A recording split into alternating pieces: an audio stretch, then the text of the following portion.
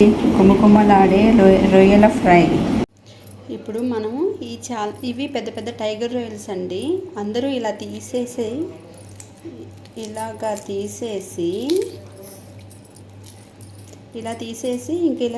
వదిలేస్తారండి.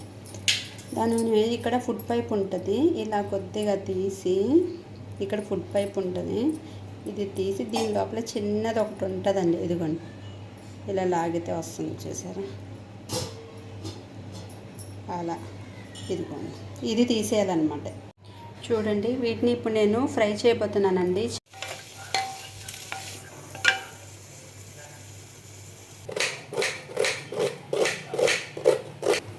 ఇలా ఉల్లిపాయలు కట్ చేసుకోవాలి.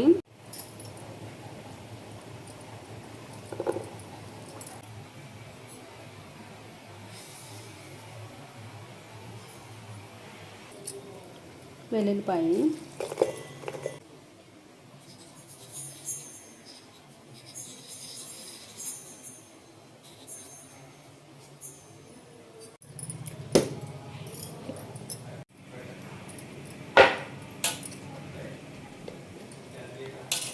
ఉల్లిపాయ వేసేయాలి దీంట్లో.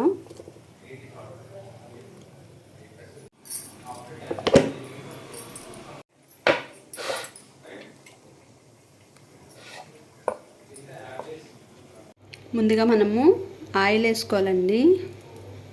ఆయిల్ వేసుకొని ఈ ఆయిల్లో ప్రాన్స్ని ఫ్రై చేసుకోవాలన్నమాట. కొద్దిగా ఆయిల్ వేసుకోవాలండి.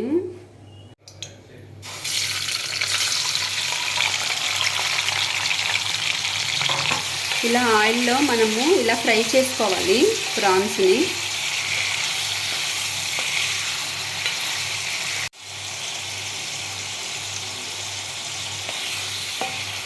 ఇప్పుడు ఆపేసుకొని రొయ్యల్ని తీసేసుకోవాలి. బౌల్లో తీసేసుకుంటాను.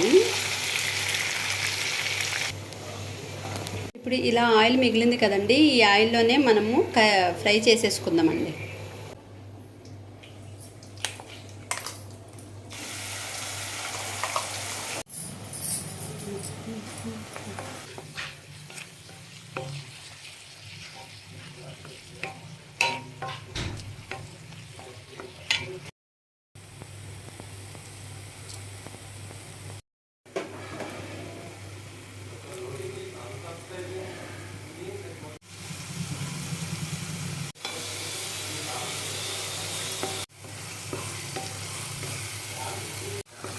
ఇలా పచ్చివాసన పోయేంత వరకు మనము ఫ్రై చేసుకోవాలండి ఆయిల్లో. ఇలాగ ఎండుమిర్చి, ఈ కరివేపాకు ఇలా వేసుకుంటేనే, ఇలా వేసినప్పుడు స్టార్టింగ్లో వేసుకోకూడదండి. ఇలా వేసుకుంటేనే మనకి మంచి టేస్టీ వస్తుంది, అంటే స్మెల్ బాగా వస్తుందండి.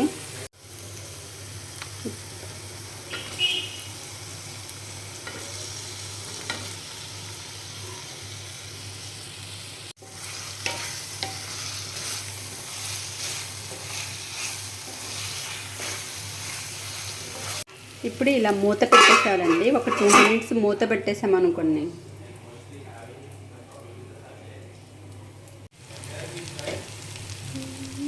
ఇప్పుడు సాల్ట్ వేయాలండి. ఇలా సాల్టు, పసుపు, కారము ఇలా వేసి కొద్దిసేపు ఇలాగ ఆయిల్ వేయాలండి. ఇలా కారం, పసుపు, సాల్టు వేసిన తర్వాత కొద్దిగా వాటర్ వేసి మూత పెట్టేసేయాలి.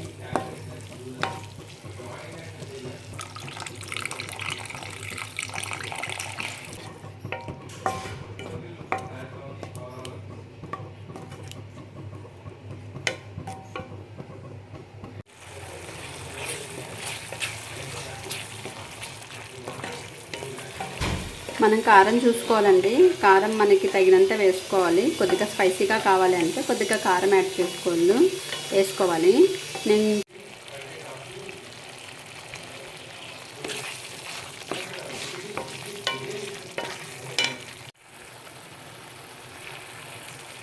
ఇలా మూత పెట్టేయాలండి కాసేపు. ఫైనల్గా చూద్దాము ఎలా ఉంటుందో.